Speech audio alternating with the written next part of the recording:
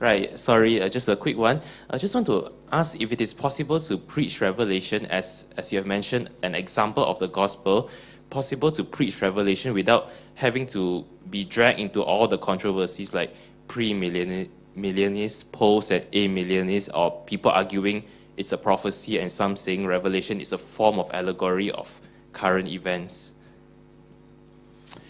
It depends what you mean. If you are serving a church where there are some very strong views of one of those forms or another, then you need to say something about them.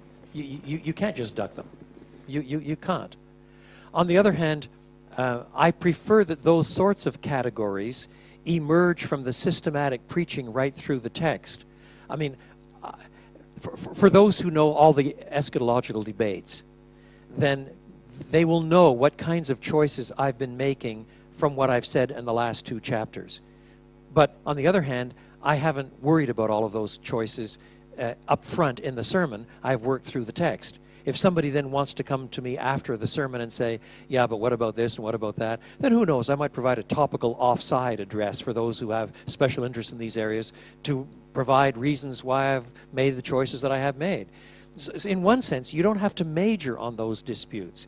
But it may be the part of wisdom to acknowledge what disputes there are, and from time to time acknowledge that if you belong to one of these camps, you're likely to go here or you're likely to go there, and to give the reasons why you're going in a particular place. It might be wise to say that.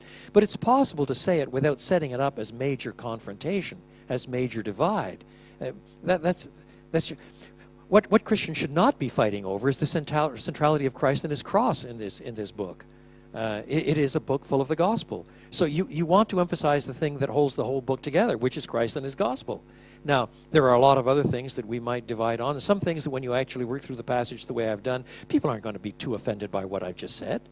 If they're Christians at all, they might have some slightly different view of chapter 4, verse 1, and it would affect some of the wrinkles that they give in the rest of the 2 chapters, but they're not going to have a heart attack over it. So there are ways of handling these things so that you're not necessarily offensive. There's no point in merely scoring points in order to be needlessly offensive. So you try to avoid needless controversies that are going to split the church, but you still have to address them in a way that shows that you're knowledgeable enough to have understood what they are, and maybe you'll need some discussions offside with some people for whom these things are far more of a passionate concern in order to be pastorally wise.